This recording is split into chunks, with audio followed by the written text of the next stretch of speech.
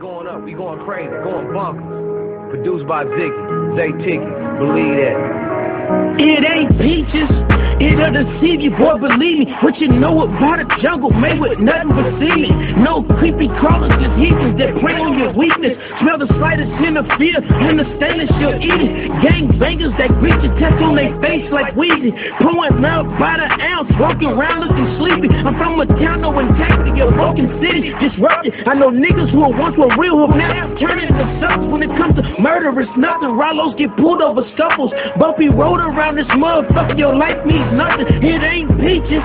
Niggas walking around with no feelings, with a chip on their shoulder, saying the world don't feel us. Trying to earn them some millions so they can split with they niggas. I know cats that died broke because they lost all ambition. When it comes out to get.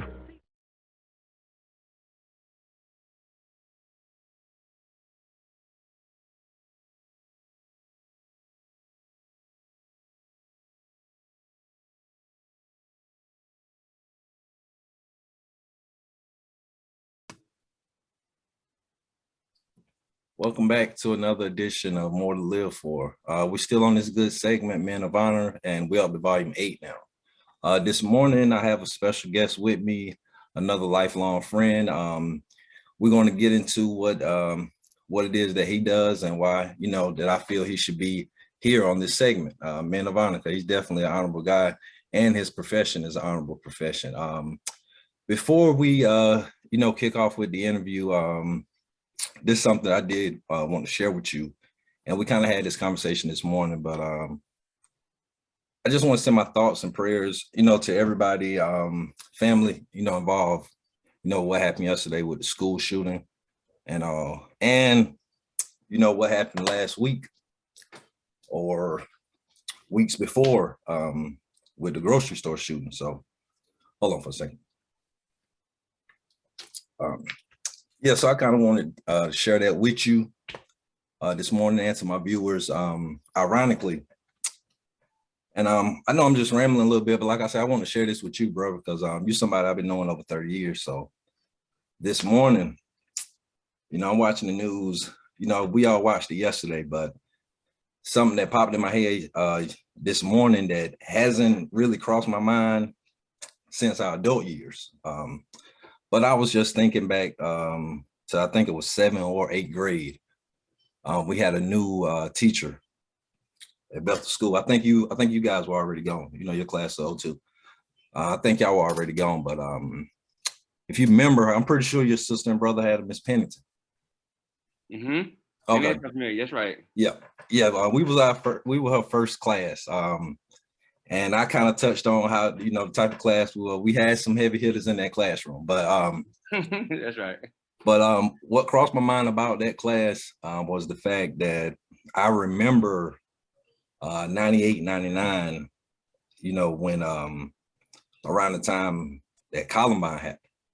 And I was in middle school, and I remember just how, teachers and other parents, were making a big deal of it, as they should be. It is a big deal, but it kind of brought me back to that similar place this morning, when I'm dropping my kids off to school. So it just kind of, it was definitely emotional moment, but I was really thinking about, my childhood and how I remember when this stuff first started happening with school shootings, and, even with all the other school shootings,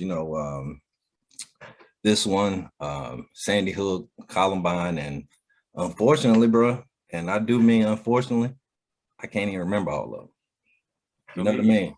So that kind of, put me in a different place this morning, and it definitely made me think about my childhood, and definitely the important people that I met throughout my childhood. So, once again, that's why I reached out to you to do this with you. But I definitely want to share that with you because, yeah, that was definitely something that was on my mind. And throughout these years, definitely since we've been adults, I definitely have reached out to you plenty of times. And other people really don't know this, but 2020 was it was a difficult year, and not just because of COVID. It was a difficult year, and having somebody like you in my corner, really helped me get through it, bro, because I really, it was just really sad, the things I was seeing, reading, and ironically, the lifetime friends that I, you know, found myself questioning, if they're really my friends or not. So 2020 was rough for all of us. So I definitely want to thank you, for doing that. So I wanted to say that. And now, with that being said, can you introduce yourself to my viewers and let them know what it is that you do for a living, sir? Not a problem. But first of all, Ernest, I appreciate you for having me, brother. Like I said, we know each other for over 30 years, man. Like, it's this not even an interview. This is a couple brothers just rapping. Oh yeah, oh yeah. But anyway, my name is Kendrick Parker. Really from Bethel. Right now I live in Greenville. I'm a teacher here at South Central High School in Winterville, North Carolina. I've been here this is my 6th year I'm completing. I've been in the teaching profession for 16 years. I'm also a coach of multiple sports. As of January, I became the varsity head football coach here at South Central. Oh man. And I'm also the head women's track and field coach here at South Central. And this past year, I was actually a basketball coach for the first time. So I'm trying to find different ways to reach kids through academics and athletics. Outside of the school system, I'm also a minister of music at my church. Since 1999, matter of fact, we were in high school. I started my sophomore year in high school. I've been playing in my dad's church, Dr. Jerry Parker's church, White Oak Missionary Baptist Church, located in Grimesland, since 99. So what's that, about 23 years? Oh, yeah. Been minister of music over there, playing the organ, keyboard. I dibble dab with drums and what have you. That's finding a way that's to connect with my people.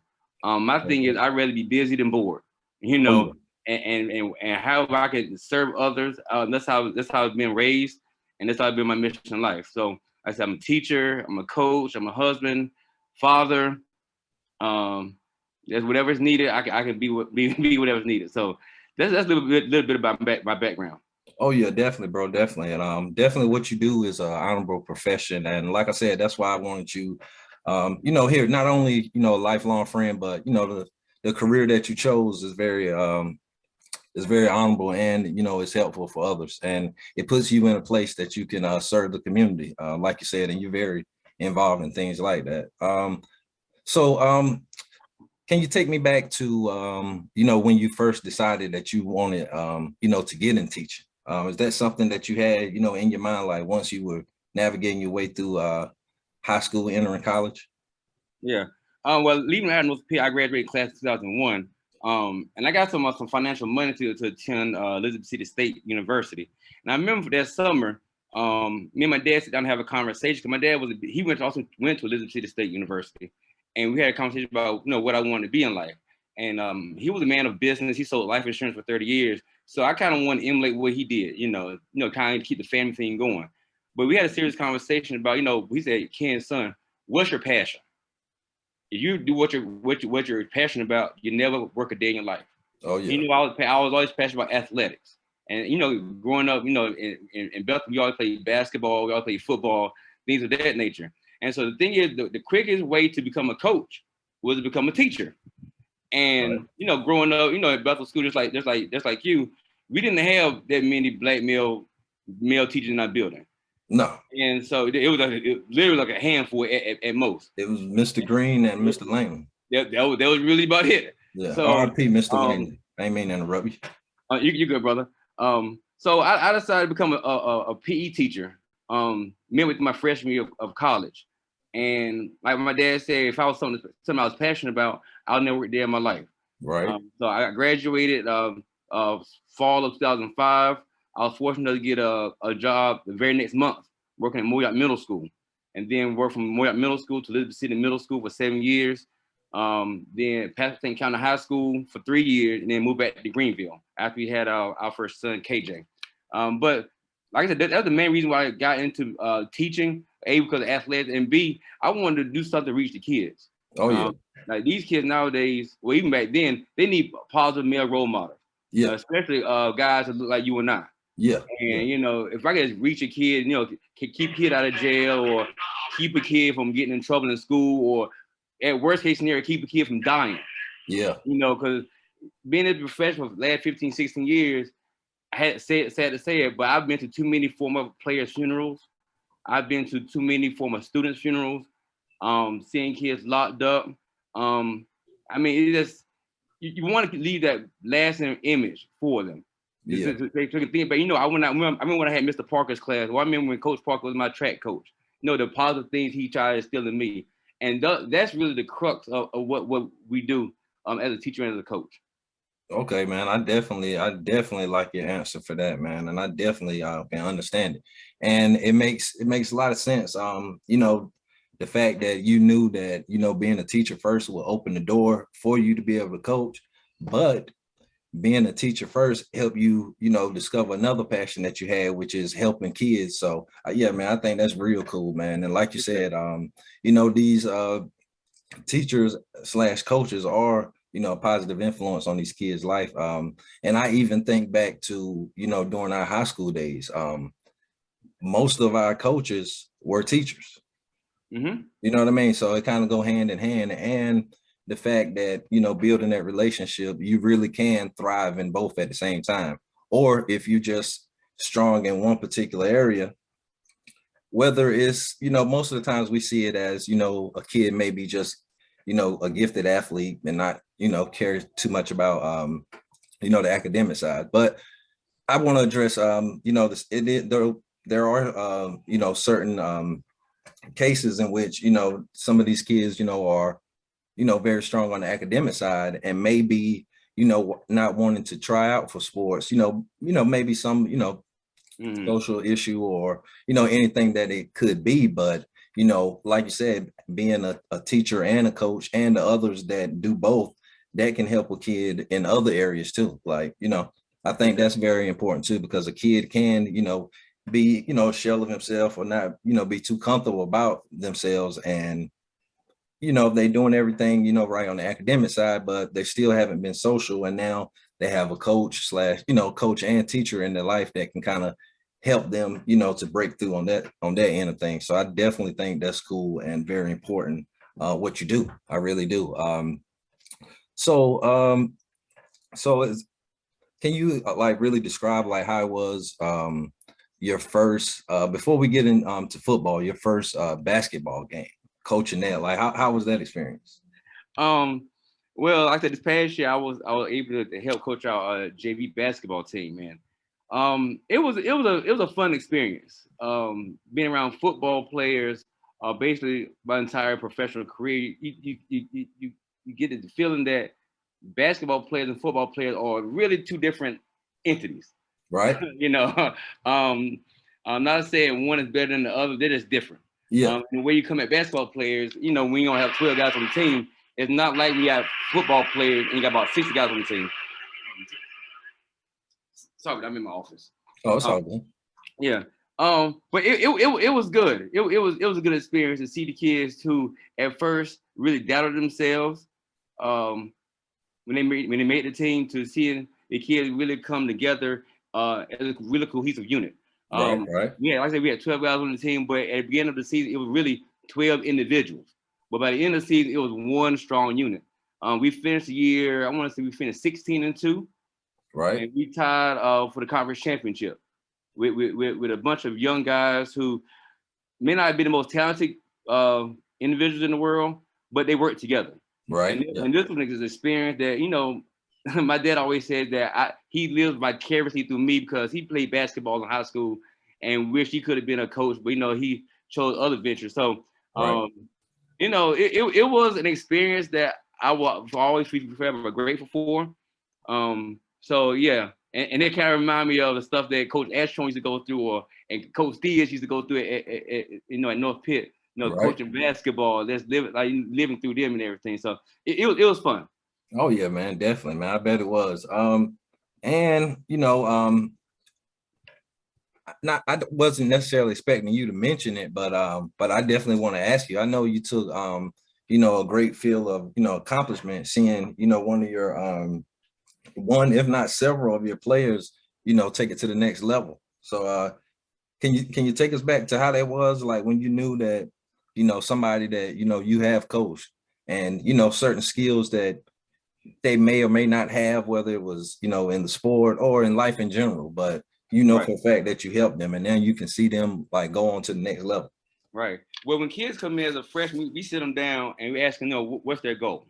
Like after 4 years of high school, what's their goal? You know, they want to go to college, they want to play sports. Okay, here's the path we're going to take. You know, knowing that you have to focus on academics at the same time, be conditioned physically and mentally for the grind of athletics. Some kids want to come to a high school, you know, play 4 years of high school football or basketball, or whatever, and, you know, and focus on academics and go to college. That's fine. My thing is, have as many options as possible. Right. Have as many options as possible, meaning that you can thrive academically and you can thrive athletically. Schools will actually put money in your pocket to go to school. Not only your room and board and tuition you pay for, then you also get a stipend in your pocket. Yeah. You know, so we sit the kids down when they come in and ask them what their goal is. And, you know, whenever they say, coach, okay, I want to get a 4 year of athletic scholarship to East Carolina or North Carolina. Okay, well, here's the path you have to take. And you constantly remind them, this is the path you chose. So when they start veering from the path, you bring out that goal again. Say, hey, remember we came in 2 months ago. You said you want to do this. Now, UNC says that, you know, you have to have a 3.5 to get in. Well, now you're dipping like a 3.1, 3.0, 2.9. Now you're dipping. Now remember your goal. Always go back to the goal.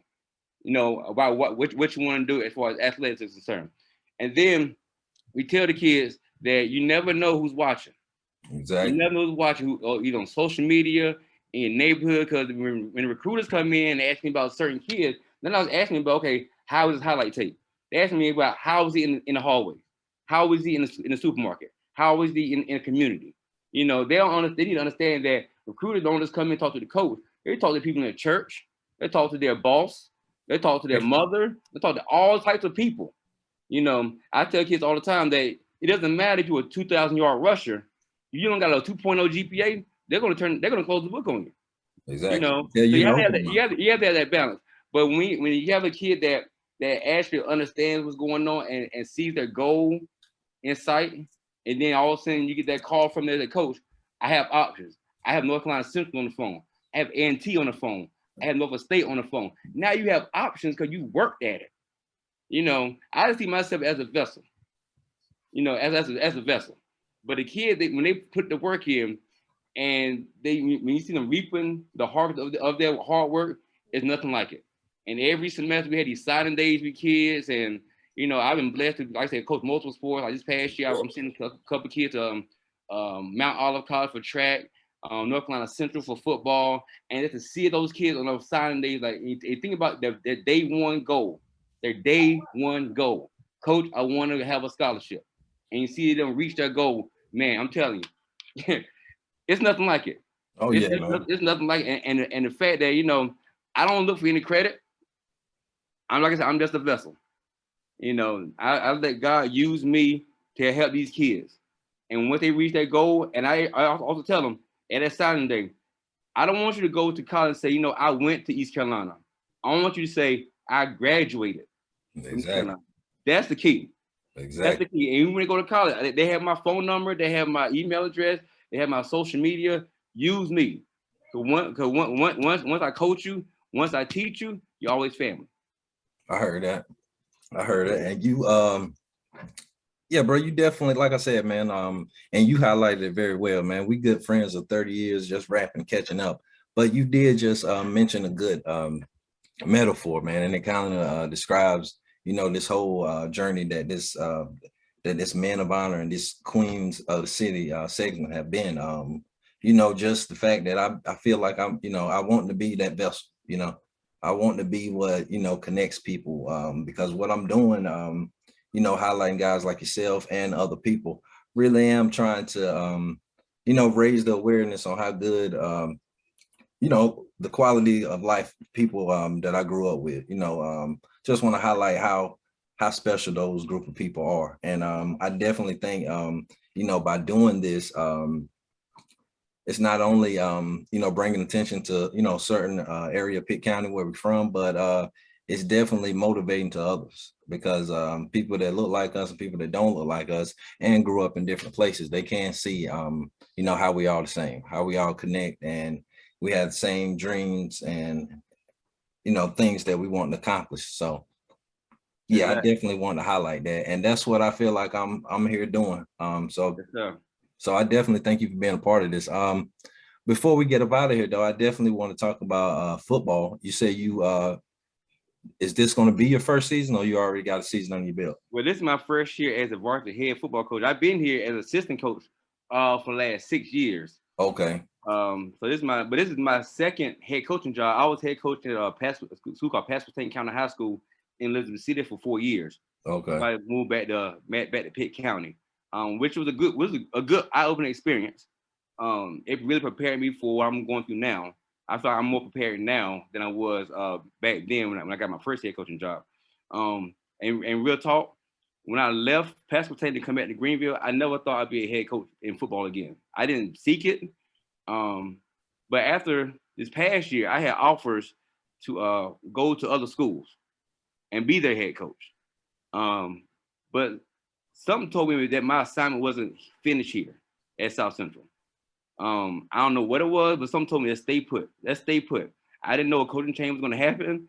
But when it did, you know, I didn't even put myself in the spectrum of being the head coach. Right. I remember the very next week after the coaching change happened, the principal, Jannard Cannon, another North Pitt alum, brought me to his office and we talked about it.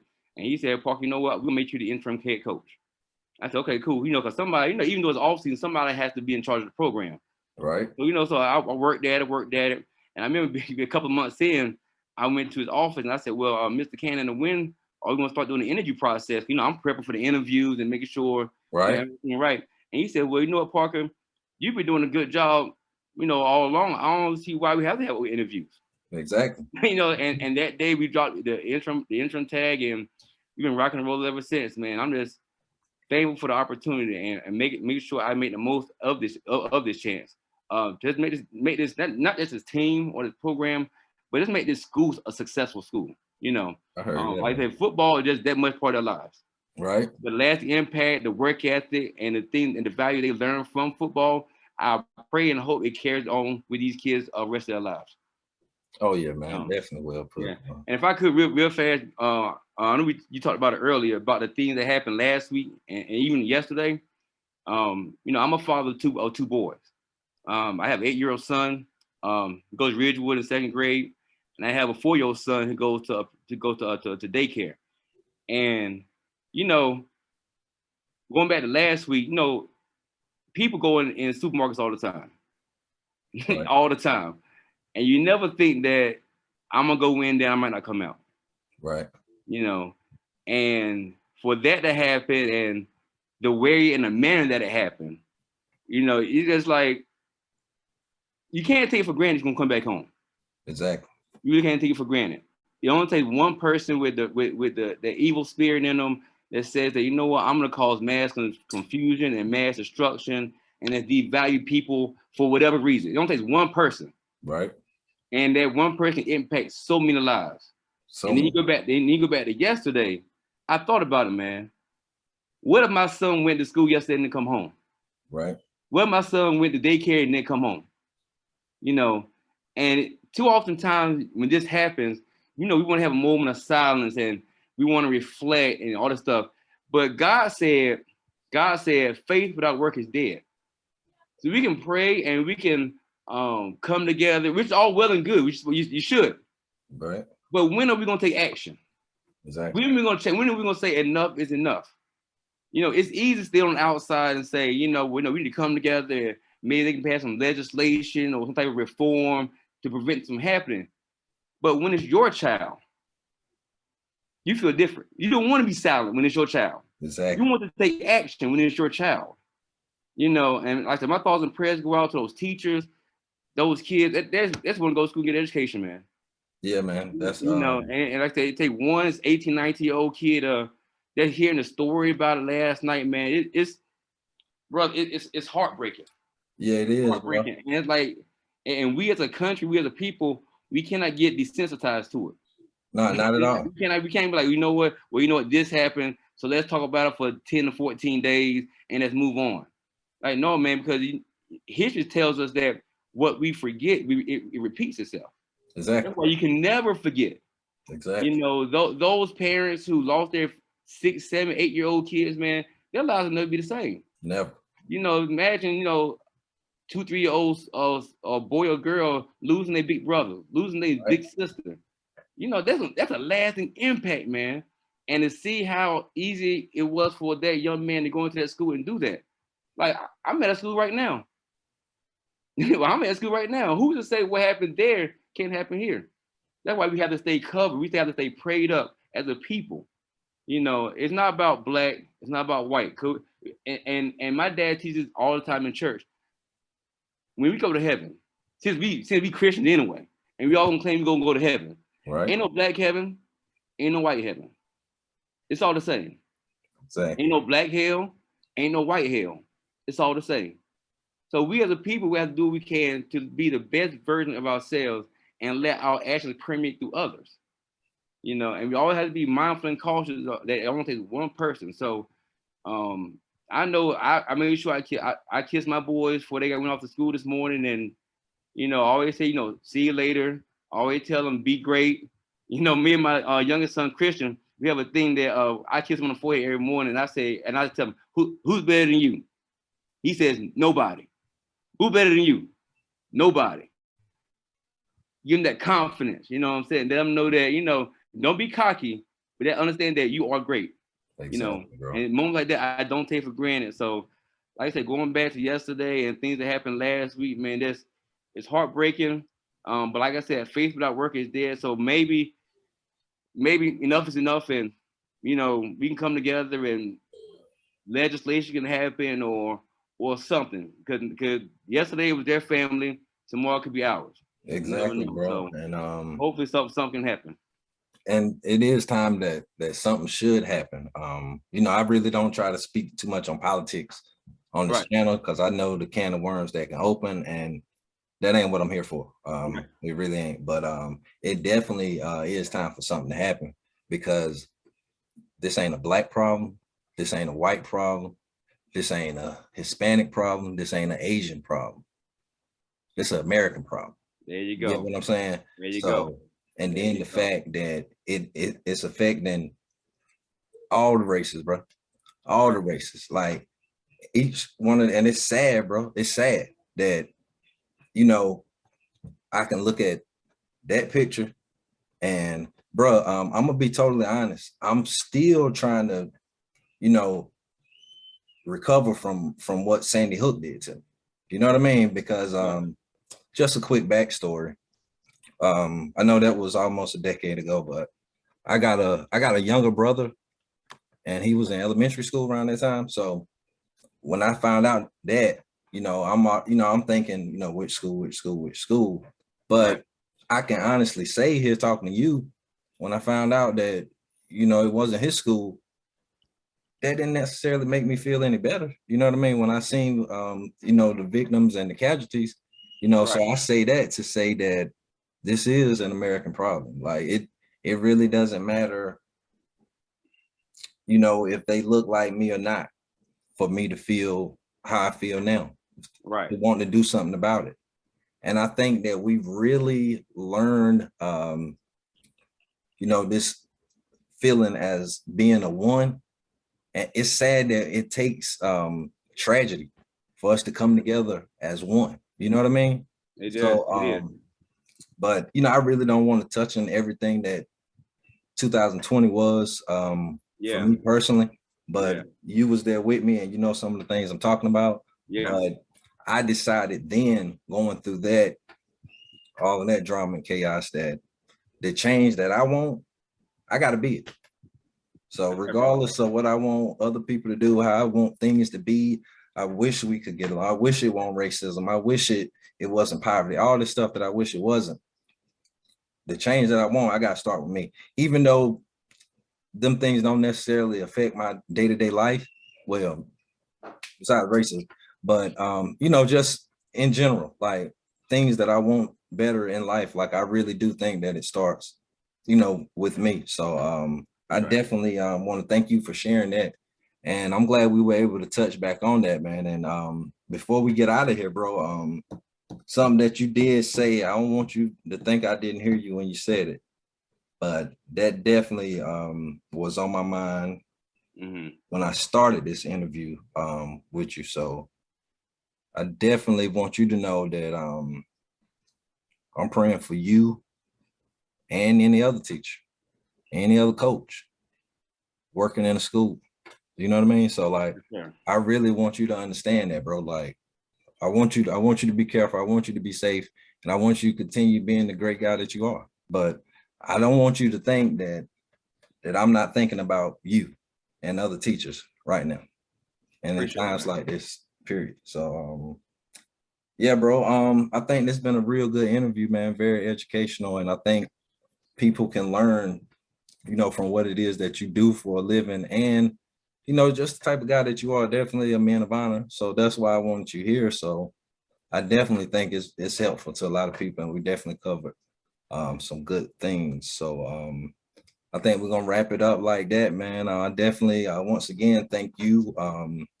Definitely shout out to your brothers, your sister, dad. I definitely can say you definitely come from a good family, and it definitely was a pleasure growing up with you. And even though you a few years older than me, the unique thing about the way we grew up, if you're older than me, I got cousins your age that you know, you got siblings my age that I know.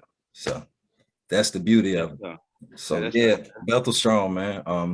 This been this been another edition of More to Live For, Men of Honor, Volume 8 with the homie, coach, teacher, Mr. Kendrick Parker. This is More to Live For. Why settle for less when your last name's more? And we out.